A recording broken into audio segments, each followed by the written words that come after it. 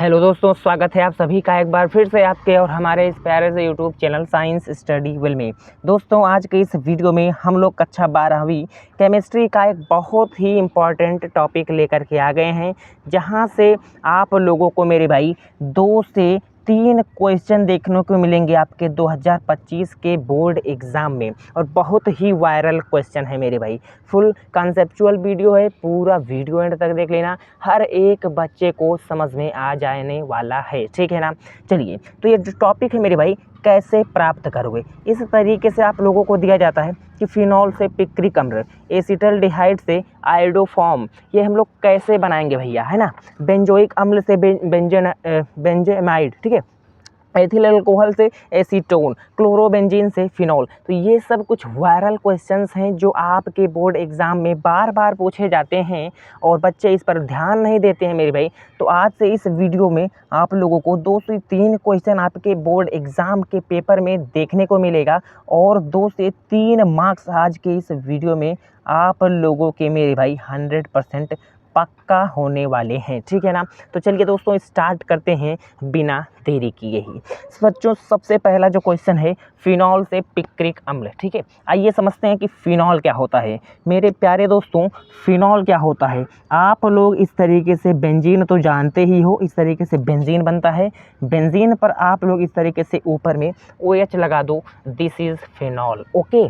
Phenol या इसी को C6H5OH इस तरीके से भी लिख दो तो ये हो जाता है क्या, फिनॉल, ठीक है। यहाँ तक की बातें समझ में आ गई मेरे प्यारे भाइयों। तो ये हो गया फिनॉल। फिनॉल से पिक्रिक अम्ल बनाने के लिए सबसे पहले आप लोगों को क्या करना पड़ेगा, सबसे पहले आप लोगों को यहाँ पर मेरे भाई कंसंट्रेटेड HNO3, जिसको हम लोग प्यार से बोलते हैं नाइट्रिक अम्ल। क्या बोलते हैं बच्चों, नाइट्रिक अम्ल। नाइट्रिक अम्ल क्या बोलते हैं, नाइट्रिक अम्ल, ठीक है। कंसंट्रेटेड यानी सांद्र, ठीक है, सांद्र आप लोगों को नाइट्रिक अम्ल ले लेना है और उसी में आप लोगों को H2SO4 भी ले लेना है, सल्फ्यूरिक अम्ल। ये क्या है, सल्फ्यूरिक अम्ल, ठीक है। अब यहाँ पे आप लोगों को क्या करना है, आइए आगे देखते हैं समीकरण को। यह हो गया फिनॉल भैया। अब इस फिनॉल को हम लोग किसके साथ, सांद्र, किसके साथ, सांद्र क्या, नाइट्रिक अम्ल HNO3 के साथ रिएक्ट कराएंगे। और ये जो H2SO4 है, इसको आप लोग इस तरीके से इस एरो के ऊपर लिख देना, ठीक है, इस एरो के ऊपर लिख देना, ओके।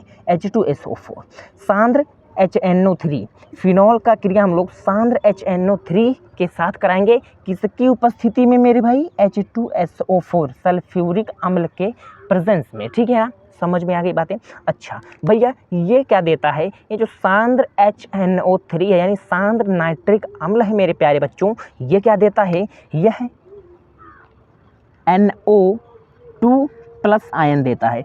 यह NO2 प्लस आयन देता है, NO2 प्लस आयन देता है। यहाँ तक की बातें समझ में आ गई।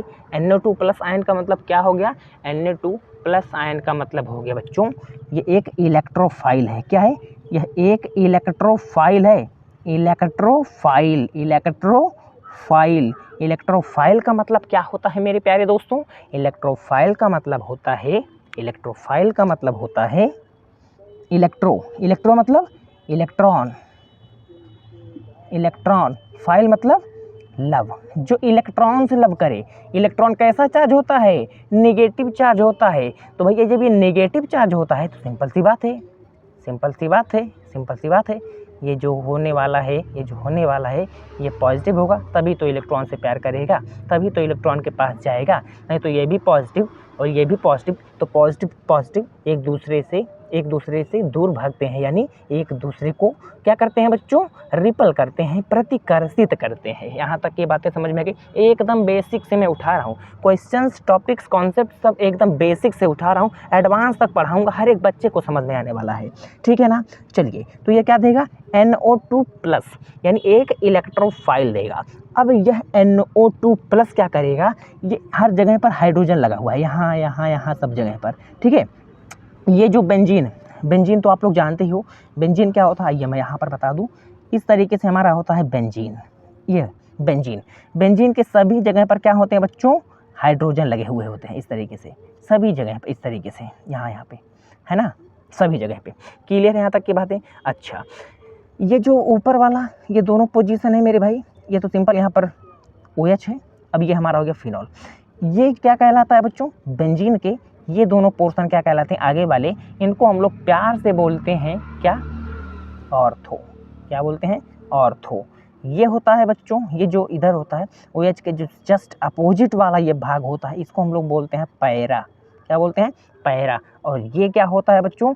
ये होता है मेटा। ये होता है मेटा। ये दोनों क्या होते हैं? ये दोनों पोजीशन होते हैं मेटा। This is ortho. ये दोनों पोर्शन आर्थो होते हैं, ये दोनों पोर्शन मेटा होते हैं, और ये जो होता है ये होता है पैरा। ये होता है पैरा। क्लियर है यहाँ तक की बातें?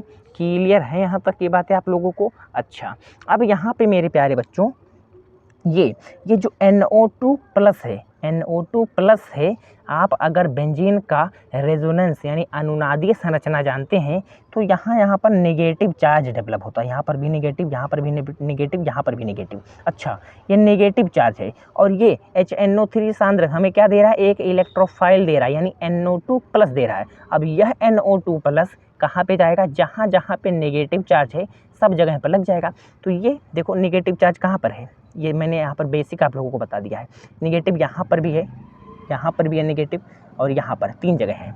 तो ये जो है बच्चों NO2, ये NO2 ये यहाँ पर इस तरीके से जाएगा। यहाँ पर OH है हमारा, और यहाँ पर NO2 लगेगा, यहाँ पर NO2 लगेगा, और एक यहाँ पर NO2 लगेगा, यानी ऑर्थो पर लगेगा और पैरा पोजीशन पर लगेगा। क्लियर है यहाँ तक की बातें? ऑर्थो पोजीशन पर लग गया और पैरा पोजीशन पर लग गया, क्योंकि जब बेंजीन में अनुनादीय संरचना, बेंजीन का जब हाइब्रिड आप लोग देखोगे स्ट्रक्चर, तो यहाँ नेगेटिव चार्ज होते हैं, और NO2 प्लस एक इलेक्ट्रोफाइल है, तो यह इलेक्ट्रोफाइल कहाँ पर जाएगा? जहाँ पर नेगेटिव चार्ज रहेगा, तो यहाँ पर हमारा NO2 आके लग जाता है। ठीक है ना बच्चों? यहाँ पर NO2 हमारा आकर के लग जाता है, इसीलिए हम लोगों ने यहाँ पर कंसनट्रेटेड यानी सांद्र HNO3 लिया है, ताकि हमारे पास जब सांद्र HNO3 रहेगा, सांद्र यहाँ पे हमारे पास नाइट्रिक अम्ल रहेगा, तो NO2 प्लस हम लोगों को कितना मात्रा में मिलेगा? ज़्यादा मात्रा में। और ये जो हमारा यहाँ पे बन करके तैयार होता है, इसको हम लोग बोलते हैं बच्चों पिक्रिक अम्ल। क्या बोलते हैं? पिक्रिक अम्ल बोलते हैं। क्या बोलते हैं? पिक्रिक अम्ल, या इसी को हम लोग बोलते हैं देखो 2, 3, 4, 5, 6, इसी को हम लोग बोलते हैं 2, 4, 6 क्या? ट्राई। NO2 क्या है? नाइट्रो। इसको हम लोग बोलते हैं नाइट्रो। और ये बेंजीन का स्ट्रक्चर है, BENZENE, बेंजीन। इसी को हम लोग पिक्रिक अम्ल बोलते हैं, और इसी को हम लोग 2, 4, 6 ट्राई नाइट्रोबेंजीन बोलते हैं। ट्राई क्यों? क्योंकि 3 NO2 है, NO2 का मतलब नाइट्रो और बेंजीन है। ये तो मैंने आपको देखो बता दिया है बेंजीन क्या है। ठीक है, बेंजीन हो गया। और 2, 4, 6 ये हमारा पोजीशन बता रहा है, नाइट्रो समूह कहाँ कहाँ पर स्थित है। यहाँ तक ये बातें समझ आ गई? तो मैंने बहुत टाइम ले लिया है, एकदम बेसिक से सब कुछ पढ़ा दिया है। आई होप कि सभी बच्चों को बहुत ही अच्छे तरीके से समझ में आ गया होगा। आइए दोस्तों नेक्स्ट देखते हैं एसिटल्डिहाइड से आइडोफॉर्म। यानी बच्चों एसिटल्डिहाइड और आइडोफॉर्म क्या होता है? आइडोफॉर्म आपने क्लोरोफॉर्म का नाम सुना होगा, जिसका इस क्लोरोफॉर्म CHCl3 ये होता है क्लोरोफॉर्म, है ना? तो ठीक वैसे होता है आइडोफॉर्म। ठीक है, अच्छा भैया समझते हैं कि आइडोफॉर्म होता क्या है? अरे कहना क्या चाहते हो, है ना? ये तो वही वाली कहानी होगी। आइडोफॉर्म लिखा है, मैं आप लोगों को क्लोरोफॉर्म बता रहा हूँ, बस फील करा रहा था जस्ट। ओके, आइडोफॉर्म का मतलब हो गया बच्चों CHI3। भैया ये तो क्लोरीन है ना, तो क्लोरोफॉर्म। ये आयोडीन है तो आइडोफॉर्म, है ना? फील आया कुछ? ओके, यही मैं फील दिलाने के लिए इतना बात बताया था। अब बात करते हैं काम का जो हमारे है। सबसे पहले तो हम लोग एसिटल्डिहाइड लेंगे। एसिटल्डिहाइड का सिंपल सा फार्मूला क्या कोई बंदा बता सकता है? फटाक से कमेंट बॉक्स में तुरंत कमेंट कर दो, तुरंत कमेंट कर दो। एक भी क्षण नहीं लगना चाहिए, 1 सेकंड नहीं लगना चाहिए। बता दिए? ओके बता दिए, बहुत अच्छा। CH3CHO, this is acetaldehyde. Okay, अच्छा बात करते हैं अब हम लोग काम की हमारे क्या है। एसिटल्डिहाइड से हम लोगों को क्या करना है बच्चों? आयोडोफॉर्म बनाना है। आयोडोफॉर्म तो सिंपल सी बात है, हम लोगों को आयोडीन तो लेना ही पड़ेगा। तो भैया हम लोग आयोडीन यहाँ पर ले रहे हैं। अच्छा I2 हमने ले लिया। क्यों I2 ले लिया? क्योंकि हम लोगों को आयोडोफॉर्म यानी आयोडोफॉर्म जस्ट क्लोरोफॉर्म की तरह होता है, ठीक है। हम लोगों को क्या बनाना है, CH3, जैसे हमने क्लोरोफॉर्म CHCl3 होता है, वैसे हमारे पास CH3I3 होता है, जिसको हम लोग बोलते हैं आयोडोफॉर्म। अच्छा, तो हमने एसिटल्डिहाइड ले लिया है। अब एसिटल्डिहाइड की क्रिया हम लोग किससे करेंगे बच्चों, I2 से कराएंगे, यानी I2 मतलब आयोडीन। किसकी उपस्थिति में बच्चों, यहाँ पर हमारे पास एक बेस होगा जिसको हम लोग बोलेंगे सोडियम हाइड्रोक्साइड, सोडियम हाइड्रोक्साइड। अच्छा, यहाँ पे अब ये रिएक्शन कराना है। कैसे कराना है रिएक्शन, ध्यान से हमारी बातों को सुनना आप लोग मेरे प्यारे दोस्तों। यहाँ पे सबसे पहले क्या होगा, यहाँ पर सबसे पहले यहाँ पे CHI3, इतना ही जैसे आप लोग लिखोगे प्रेजेंस में CHI3 आप लोगों को यहाँ पर मिल जाएगा, ठीक है।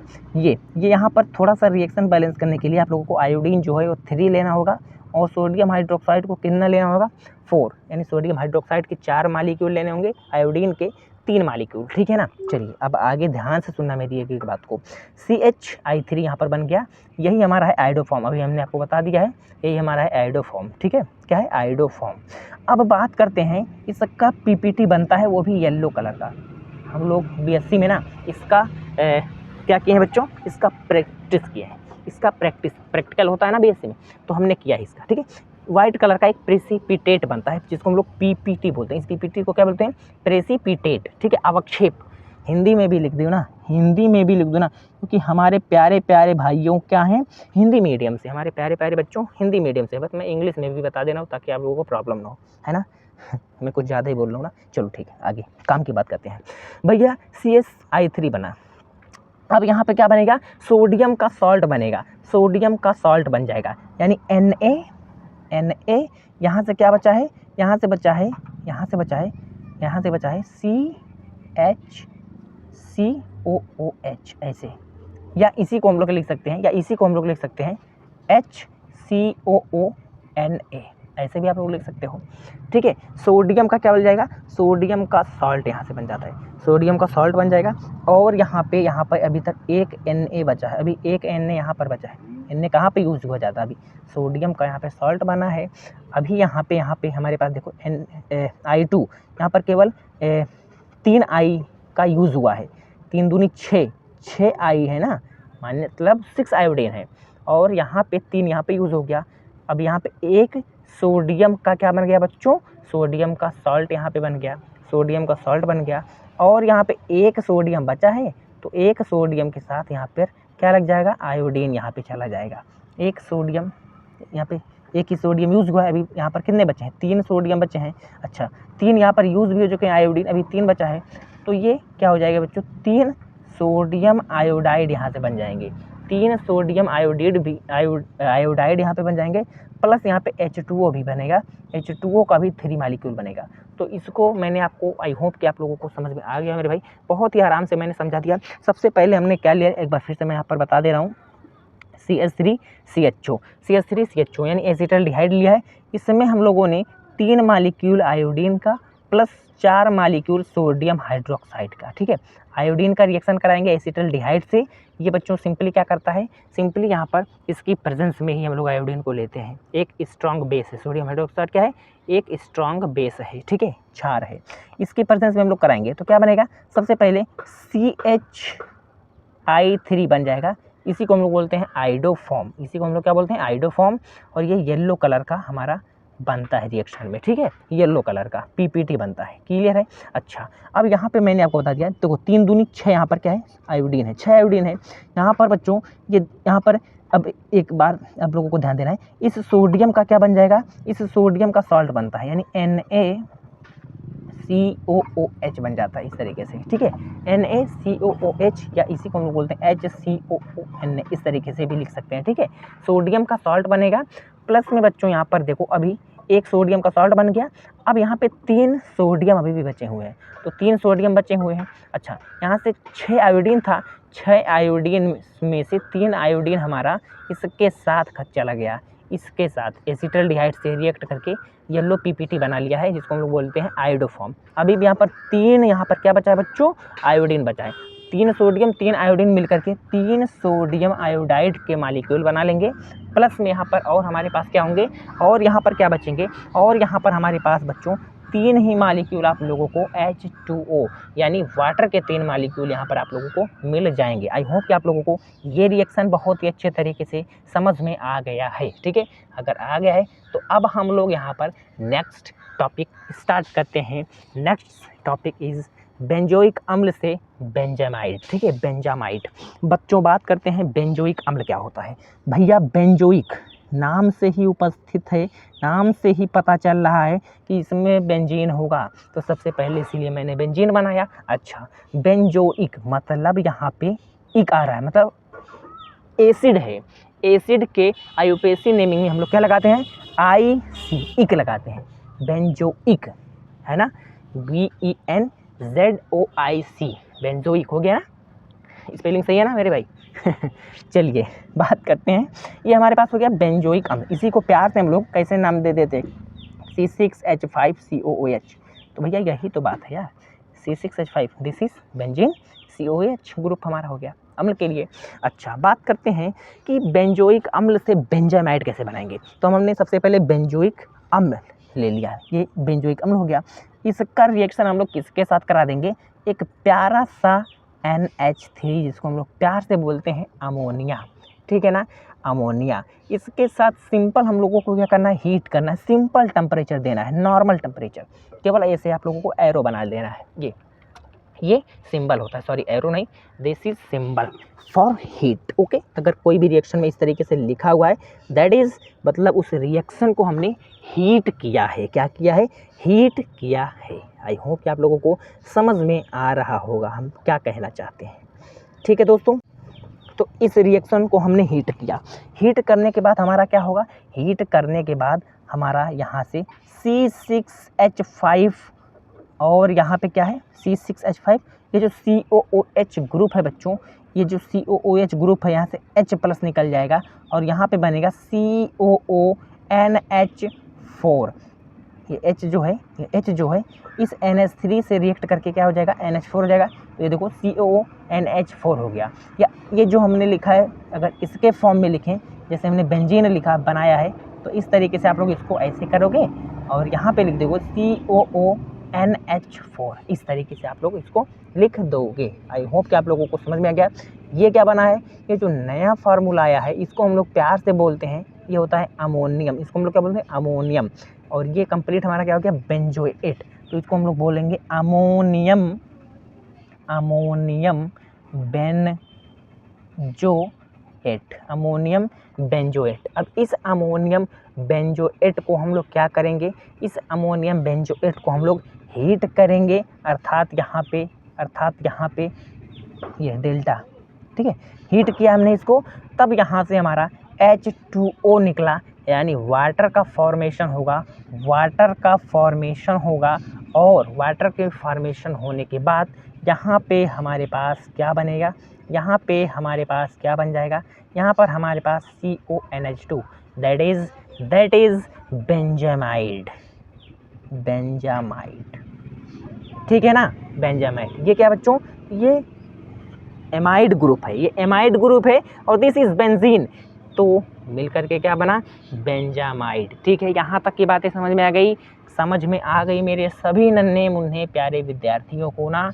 ओके मेरे प्यारे भाइयों, तो इस तरीके से आप लोगों को यहाँ पर इसको लिख देना है। क्या क्लियर है यहाँ तक की बातें मेरी, यहाँ तक की बातें हमारी क्लियर है। चलिए बच्चों, अगला देखते हैं, एथिल एल्कोहल से एसीटोन बनाना है। ठीक है ना, समझते हैं। सबसे पहले एथिल एल्कोहल होता क्या है, तो C2H5OH ये हमारा एथिल एल्कोहल है। सबसे पहला आप लोगों को ये बच्चों 3 से 4 स्टेप में होने वाला रिएक्शन है। 3 से 4 स्टेप में, थोड़ा सा कॉम्प्लिकेटेड है, आराम से समझना, बहुत ही आसानी के साथ ये आप लोगों को मैं समझा दूंगा। ठीक है ना, ध्यान से देखिए। सबसे पहले हमने क्या ले लिया है, एथिल एल्कोहल, एथिल एल्कोहल ले लिया। ठीक है, अच्छा, इसका हम लोगों को क्या करवाना है बच्चों, ऑक्सीडेशन करवाना है, यानी ऑक्सीकरण करवाना है। क्या कराना है, ऑक्सीकरण कराना है। ठीक है ना, एक्चुअली बच्चों मैं ये यहाँ पर इसीलिए लिख करके लाया हूँ क्योंकि ये देखो मैंने समझा दिया था बट वीडियो नहीं बन पाया, यहाँ तक मैंने समझा दिया था। ठीक है, फिर मैं आप लोगों को फिर से यहाँ पर समझा दे रहा हूँ, कोई दिक्कत नहीं है। ठीक है, चलिए ऑक्सीकरण। ठीक है, ऑक्सीकरण इसका हम लोग करवाएंगे। ऑक्सीकरण का मतलब होता है बच्चों कि इस तरीके से आप लोगों को लिख लेना है ऑक्सीजन। इसको हम लोग बोलते हैं नवजात ऑक्सीजन। क्या बोलते हैं? नवजात ऑक्सीजन।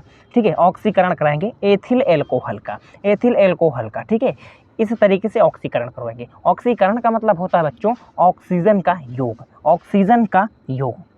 ओ मतलब ऑक्सीजन, ठीक है, का योग, या H का निकलना यानी हाइड्रोजन का निकलना, एकदम बेसिक जो यहाँ पर यूज़ होगा बेसिकली। ठीक है, बाकी ऑक्सीडेशन और रिडक्शन जो होता है, जो कि रेडॉक्स अभिक्रिया जब आप लोग पढ़ते हो वहाँ पर समझाया जाता है। ठीक है, ऑक्सीकरण का मतलब ऑक्सीजन का योग यानी ऑक्सीजन का मिलना यानी जुड़ना, और H का निकलना हाइड्रोजन का निकलना। ठीक है ना। चलिए दोस्त देखते हैं यहाँ पर C2H5OH के ऑक्सीकरण कराने के बाद, भैया ऑक्सीकरण ऐसे इजी होगा नहीं, मतलब ऐसे तो होगा नहीं, इसके लिए हम लोगों को ऑक्सीडाइजिंग एजेंट लाना पड़ेगा। ऑक्सीडाइजिंग एजेंट जिसको हम लोग बोलते हैं K2Cr2O7 प्लस H2SO4, इन दोनों को हम लोगों को यहाँ पर यूज़ में लेना पड़ेगा। ठीक है ना, एज अ कैटलिस्ट। ओके, ये दोनों के ही प्रेजेंस में यहाँ पे C2H5 यानी एथिल एल्कोहल का ऑक्सीकरण होगा, क्योंकि ये बच्चों बहुत ही स्ट्रॉन्ग ऑक्सीडाइजिंग एजेंट होते हैं, ठीक है ना। अच्छा, इसका जब ऑक्सीकरण होगा तो CH3CHO बच्चों बनेगा एसिटल्डिहाइड, एसिटिल्डिहाइड बनेगा। ठीक है, एसिटिल्डिहाइड। अच्छा, कैसे ऑक्सीकरण हो गया इसका, ध्यान से देखना भैया। यहाँ पर ऑक्सीजन तो जुड़ा ही नहीं है, यहाँ पर एक ऑक्सीजन था, यहाँ पर भी एक ऑक्सीजन है। भैया हाइड्रोजन देख लो ना, हाइड्रोजन कम हो गया, यानी हाइड्रोजन का निकलना भी तो ऑक्सीकरण है। यहाँ पे देखो 5 1 6 हाइड्रोजन थे, यहाँ पर देखो 3 और यहाँ पर 1 4 ही हाइड्रोजन है। 2 हाइड्रोजन कहाँ गए भैया, 2 हाइड्रोजन कहाँ गए, निकल गए, मतलब ऑक्सीकरण हो गया इसका। तो जब एथिल एल्कोहल का या कोई भी एल्कोहल ले लो, उसका अगर ऑक्सीकरण आप लोगों को कराना है तो वह एल्डिहाइड देगा। ठीक है ना, एल्डिहाइड देगा। यहाँ तक ये बातें समझ में आ गई। अब इस CH3CHO जो हमारे पास एसिटल्डिहाइड है, इसका पुनः से ऑक्सीकरण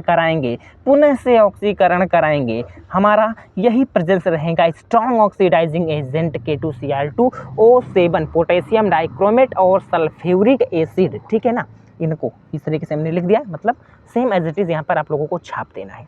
ठीक है। अच्छा, जब इसका कराएंगे यानी बच्चों जब एल्डिहाइडों का ऑक्सीकरण होता है तब क्या बनता है, एसिड बनता है। अगर एसिटल्डिहाइड का हम लोग क्या कराएं, एसिटल्डिहाइड का ऑक्सीकरण कराते हैं तो एसिटिक एसिड बनता है, एसिटिक अम्ल बनता है। अब इस एसिटिक अम्ल का CH3COOH इसका पुनः कैल्शियम हाइड्रोक्साइड से हम लोग क्या कराएंगे, रिएक्शन कराएंगे। फिर उसके बाद में हमारे पास बनेगा कैल्शियम एसीटेट। क्या बनता है बच्चों, कैल्शियम एसीटेट बनता है। क्या क्लियर है यहाँ तक की बातें। और H2O बनता है। कैसे बनता है, आइए इसके बारे में चर्चा कर लेते हैं। भैया CH3COOH है।